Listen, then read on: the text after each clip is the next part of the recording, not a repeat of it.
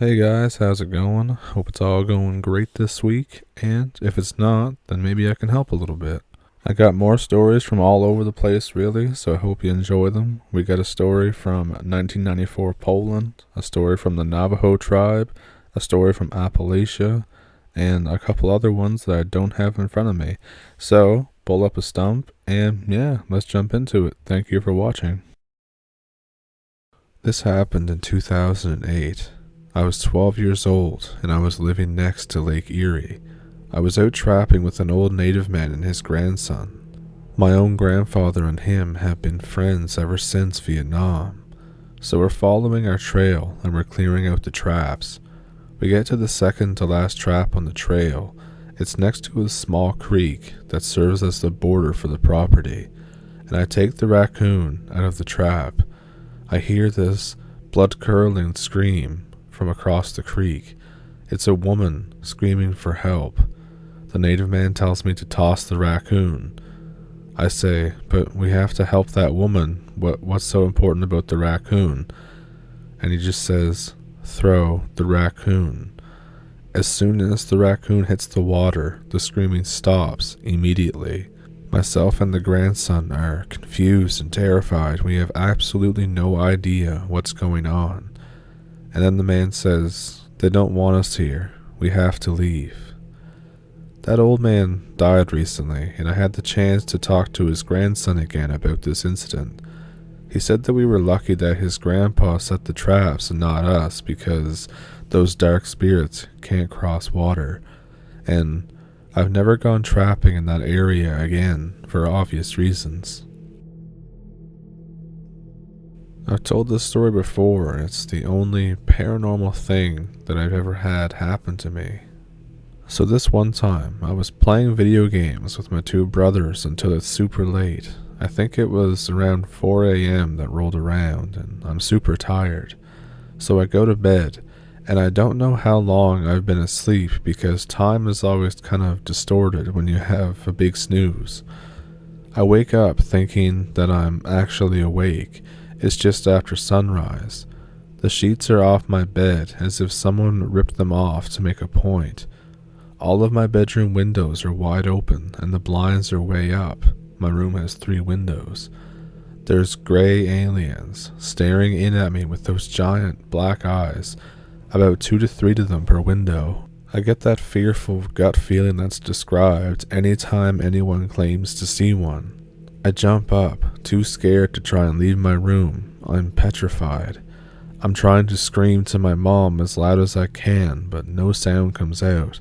But I was able to do every other action needed to scream or yell. The aliens are staring at me with intent still. I wake up again, and my room is perfectly fine. The sheets are on the bed, the blinds are shut. It's about the same time in the morning as the dream, based on the light outside. I can never shake the feeling, though, that it wasn't just a dream. The aliens were taller than people describe them to be, but they were so lifelike.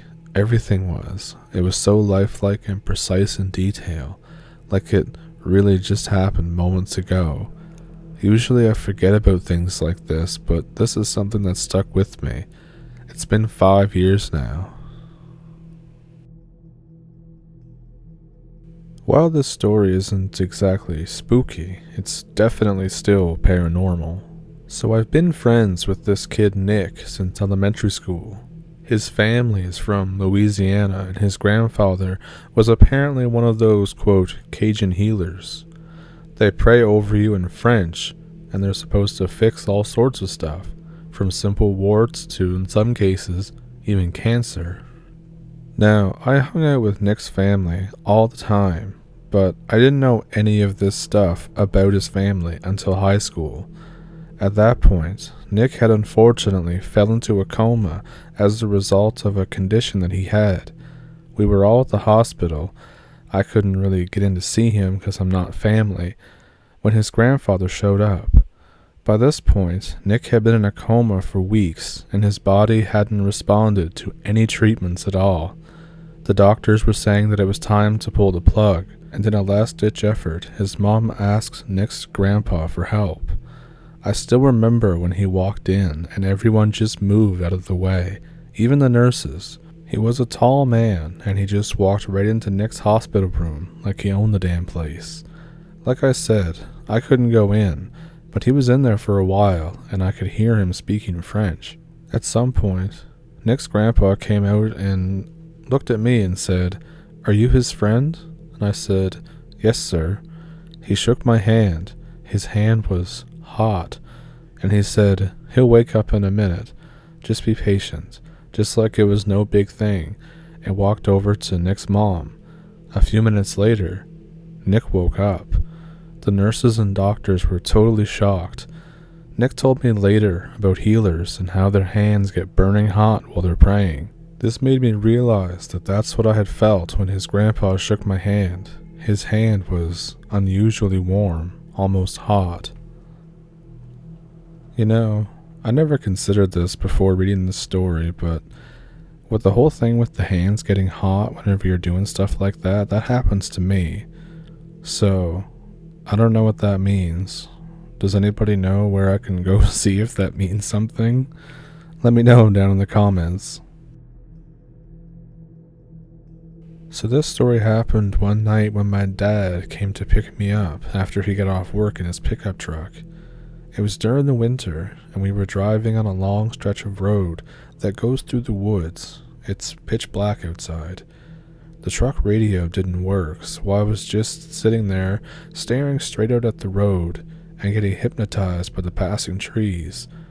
Suddenly, I got this intense sensation that something is watching me through the window to my right. I started to turn my head to see what it is, and then my dad yells, "Don't look." Immediately, I start to hear tapping on the window right next to my face. My heart is pounding out of my chest. This is the only time that I ever saw fear on my dad's face. He started praying loudly in Navajo. I stare straight ahead, my heart still pounding and not daring to look out the window. Suddenly, the truck dips as a weight falls onto the bed.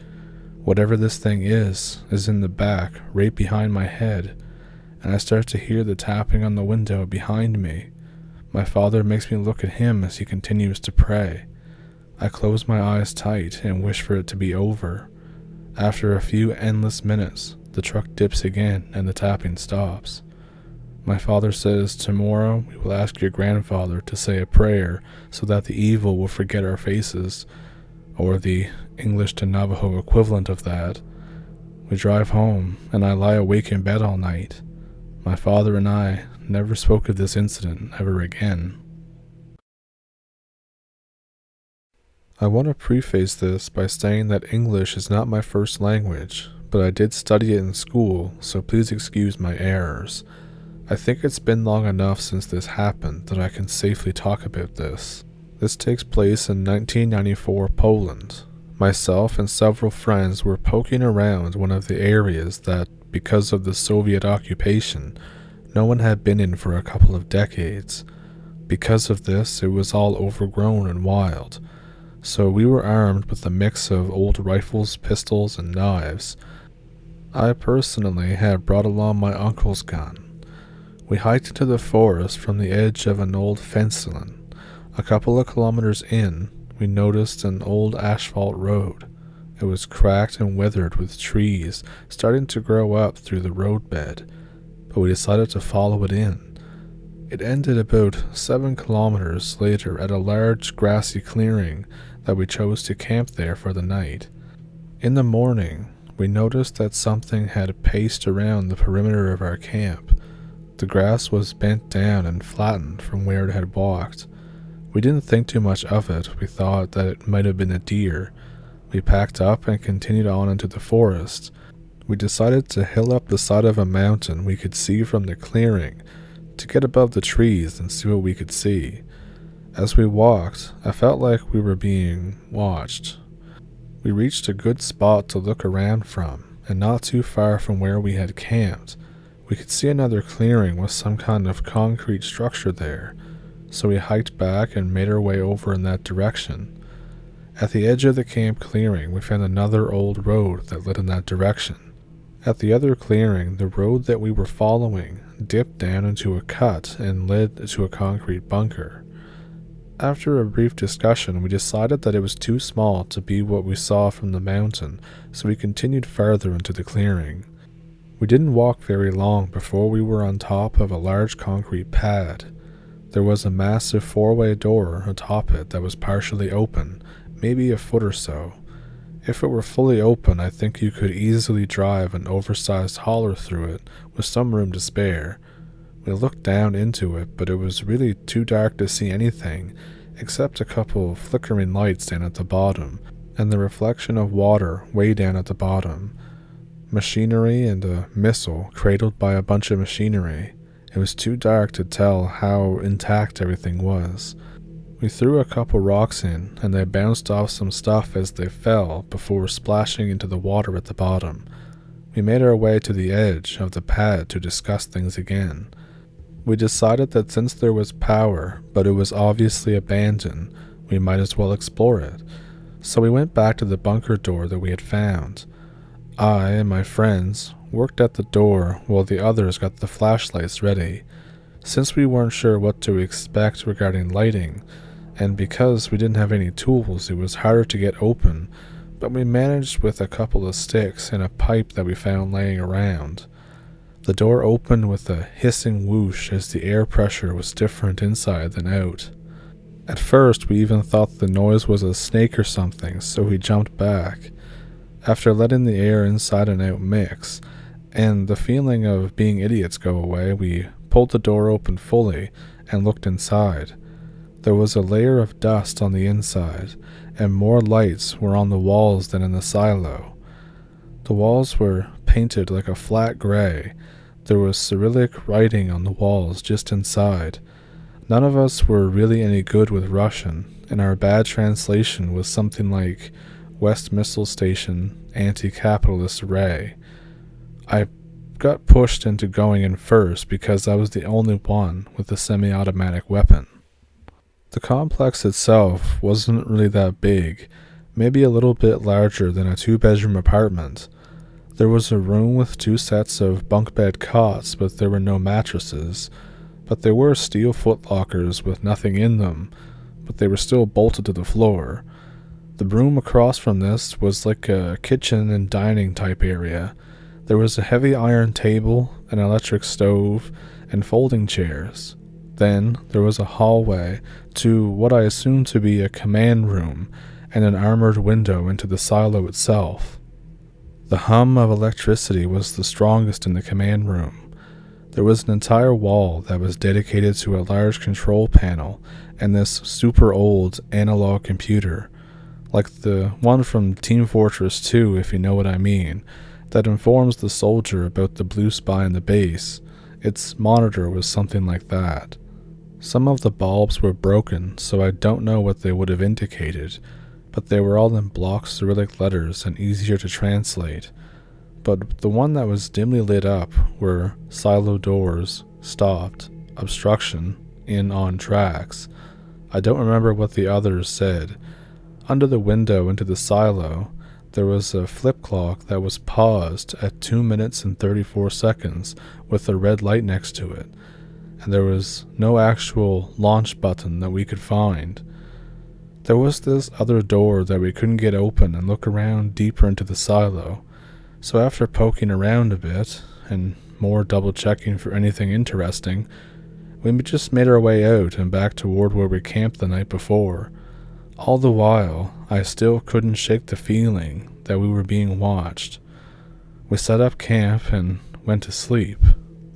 To this day, I don't know if it was a dream or not, but at some point in the night, I woke up to something laying on top of me, and it was just watching me. No one else in the camp, just me. It was heavy, and I tried to push it off, but it was too heavy.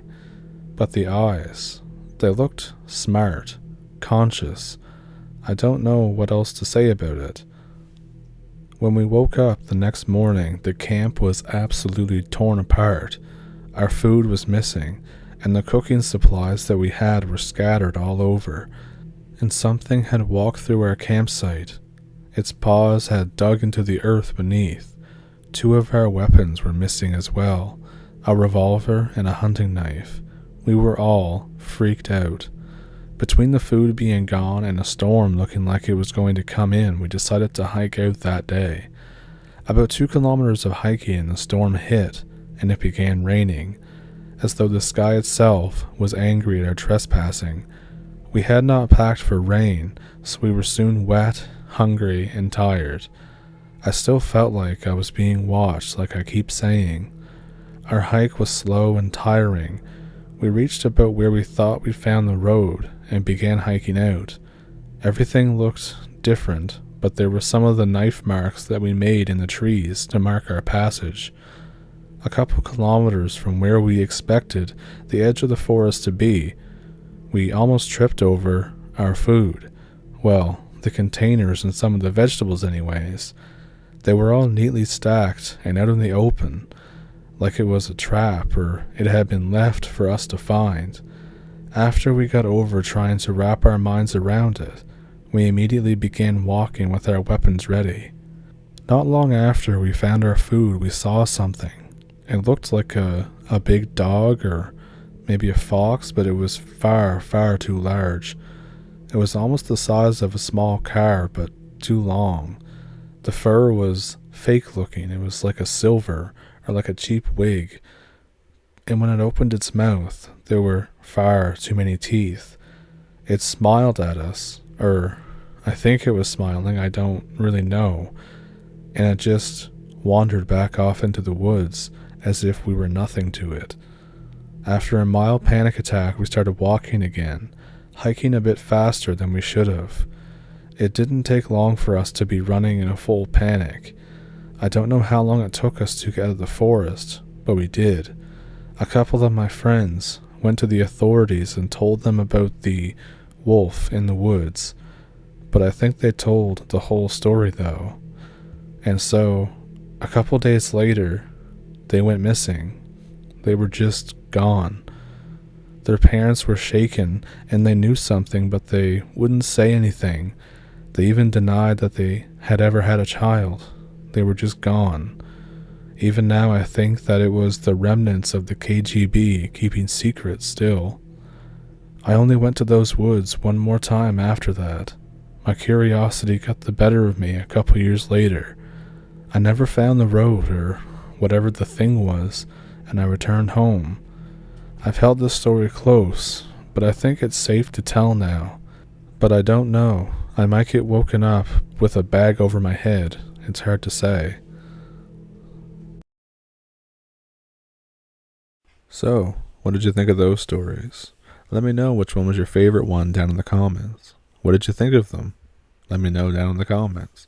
Do you have your own story, your own experience that you'd like to see in a video? There's an email down below in the description where you can send it to.